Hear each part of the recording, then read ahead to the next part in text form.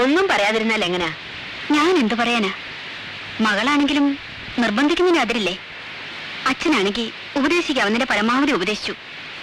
ബാലു ദേഷ്യപ്പെട്ടിട്ട് ഇറങ്ങിപ്പോയത്. എന്തൊക്കെ പറഞ്ഞിട്ട് അവളുടെ തലയിലിട്ടൊന്ന് കയറണ്ടേ?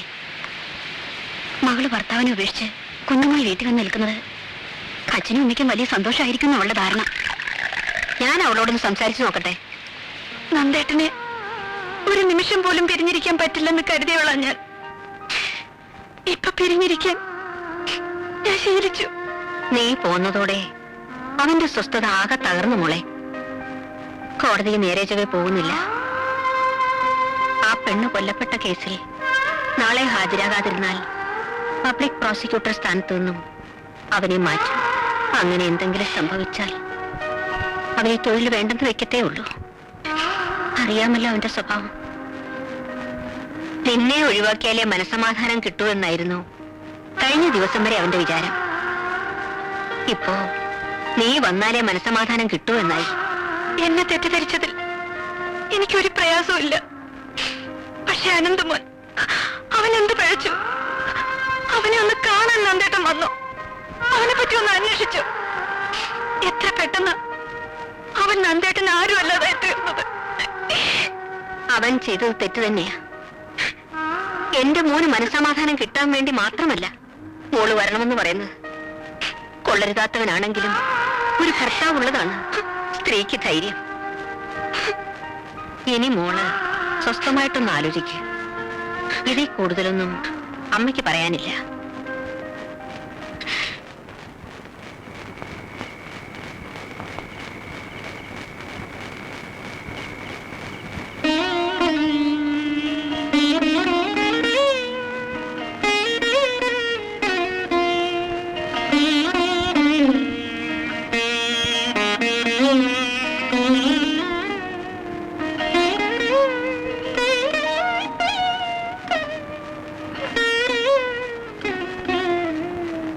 എന്താ നിന്റെ ഉദ്ദേശം?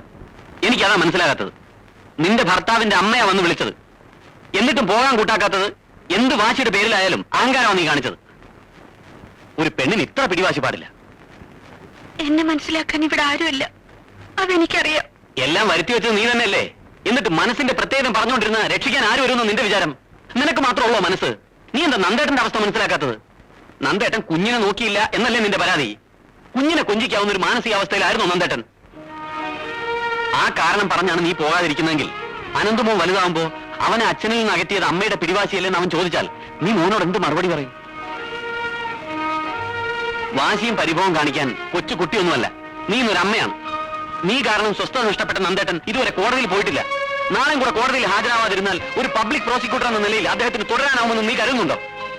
അങ്ങനെ സംഭവിച്ചാൽ കളങ്കമില്ലാതെ ഭാര്യയെ സ്നേഹിച്ച ഒരു മനുഷ്യനെ പൂർണ്ണമായി നശിപ്പിച്ചതിന് സമാധാനം പറയാനുള്ള ഉത്തരവാദിത്തത്തിൽ നിന്നും എന്തെങ്കിലും തന്നെ കൊഴിഞ്ഞു മാറാനൊക്കൂ. ഇനി ഈ കാര്യം പറഞ്ഞുകൊണ്ട് ഭാനുവേട്ടൻ നിന്നെ കാണാൻ വരില്ല. പോട്ടെ.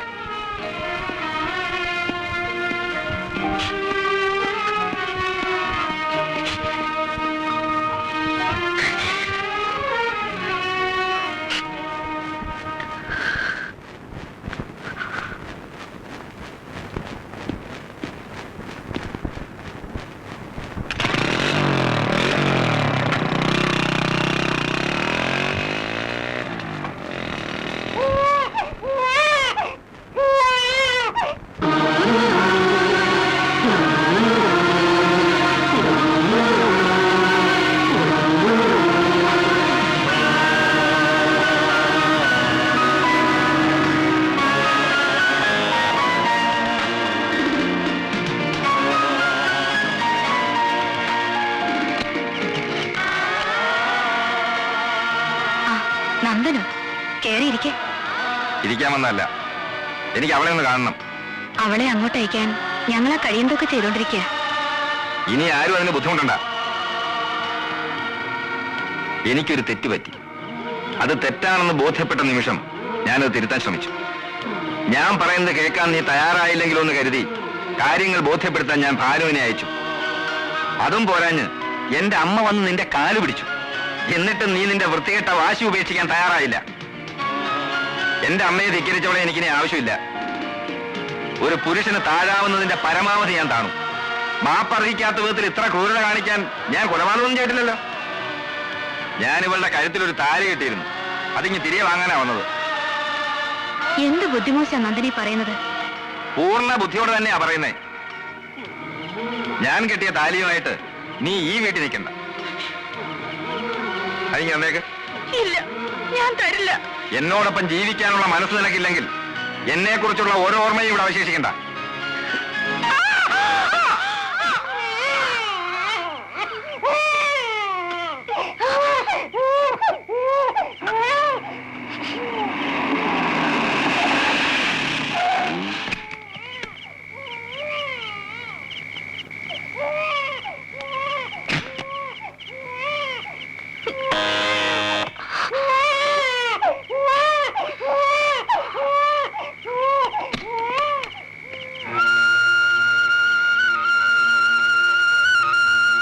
എന്താ നന്ദ ഈ രാത്രിയില്?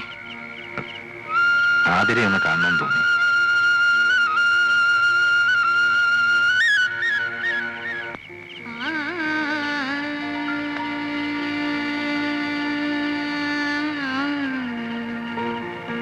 ഇതുവരെ ഇങ്ങോട്ടൊന്നും വരാനുള്ള ധൈര്യം കിട്ടിയില്ല. കുറ്റബോധം കൊണ്ടാ. ആതിരെ, എല്ലാം മറന്ന് നീ എന്റെ കൂടെ വരണം. എന്തിനാ ഞാൻ വരുന്നത്?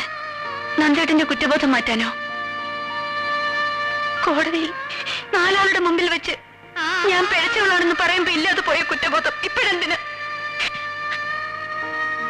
എന്റെ കാര്യം പോട്ടെ, അനന്തമോന്റെ കാര്യം നന്ദേട്ടൻ ഓർത്തോ?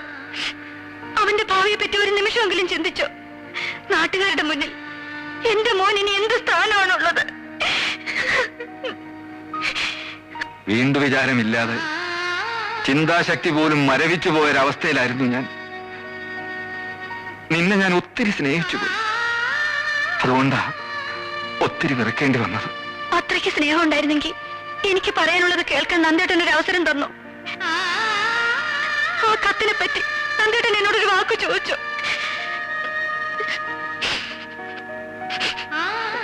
സത്യം ബോധ്യപ്പെടുത്താൻ ഞാൻ ശ്രമിച്ചില്ലേ? അതിനും നന്ദേട്ടൻ സമ്മതിച്ചില്ലല്ലോ. ഒന്നും ഞാൻ നിഷേധിക്കുന്നില്ല. നിന്റെ മനസ്സ് പൂർണ്ണമായും അറിയാൻ എനിക്ക് കഴിയാതെ പോയി. ഇനിയും കഴിഞ്ഞത് ഓരോന്ന് പറഞ്ഞ് കുത്തി നോവിപ്പിക്കാതെ നീ എന്റെ കൂടെ വരണം. ഇല്ല, പിഴച്ച ഭാര്യയെ ഉപേക്ഷിച്ച അഡ്വക്കേറ്റ് നന്ദകുമാർ ഇപ്പൊ സമൂഹത്തിൽ മാന്യനാണ്. നാട്ടുകാരുടെ കണ്ണിൽ നല്ലവളല്ലാത്ത ഞാൻ ഇനിയും നന്ദേട്ടനോടൊപ്പം വന്നാൽ നന്ദേട്ടന്റെ അന്തസ്സ് തകരും. അതുകൊണ്ട് ഞാൻ വരില്ല.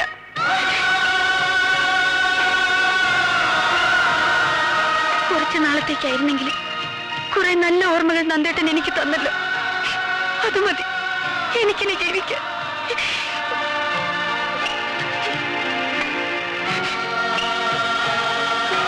ആതിരെ,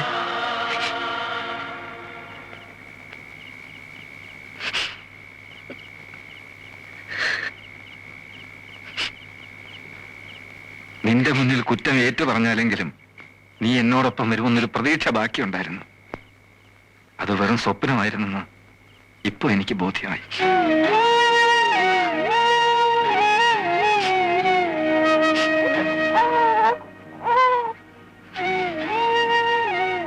ഒരപേക്ഷയുണ്ട്. വല്ലപ്പോഴും എനിക്ക് എന്റെ മോനെ ഒന്ന് കാണണമെന്ന് തോന്നിയാൽ അതിനുള്ള അവകാശം നിഷേധിക്കരുത്.